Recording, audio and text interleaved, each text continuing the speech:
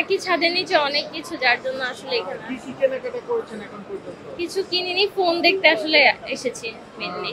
এর আগে কি কখনো বসুন্ধরা? হ্যাঁ, আমার সবসময় আসা যাওয়া হয়। সবসময় বসুন্ধরা? জি। ঠিক আছে, ধন্যবাদ। আমি আমার আম্মুর সাথে বসুন্ধরা এসেছি খাওয়ার জন্য আর ঘোরার জন্য। বাংলাদেশের একমাত্র স্মার্ট সিটি বসুন্ধরা এখন আরো নিরাপদ, আধুনিকতায় আরো এক ধাপ এগিয়ে। হ্যাঁ, কেনাকাটা করব। আমি বসুন্ধরা এসেছি কেনাকাটার জন্য। পারিবারিক কিছু দায়িত্ব থেকে আমার কেনাকাটা করতে হয়, আমার বাচ্চাদের জন্য, আমার ওয়াইফ এবং আমার নিজের জন্য। তো এখানে কেনাকাটার জন্য মূলত আসা। আমি প্রায় আসার চেষ্টা করি, কারণ ওদের প্রয়োজনীয় জিনিসগুলো আমি ওদেরকে প্রোভাইড করার চেষ্টা করি। ম্যাক্সিমাম দেশের থেকে কেনাকাটা করলে এখান থেকে কেনার চেষ্টা করি।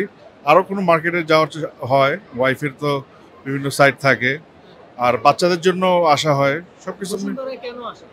বসুন্ধরা মূলত কেনাকাটা এবং মুভি আছে, তারপর আপনার যে মানে রিক্রিয়েশন যে পার্কগুলো আছে সেগুলোর থেকে একটু নলেজ নেওয়ার চেষ্টা করে বাচ্চারা। আর মূলত কেনাকাটার জন্য আমরা আসা হয় এখানে। Bashundhara I think the price is reasonable, মানে মোটামুটি মানে কেনা যায়, কারণ খুব একটা প্রাইসিং ধরা হয় না। কতটুকু স্বাচ্ছন্দ্য বোধ করেন? আমি মোটামুটি স্বাচ্ছন্দ্য বোধ করি, কারণ বসুন্ধরার যে এনভায়রনমেন্টটা আছে, আশেপাশের যে মানে পরিবেশ, সেখান থেকে তুলনা করলে যে বসুন্ধরার প্রোডাক্টগুলো আমি বেশি ভালো পাই।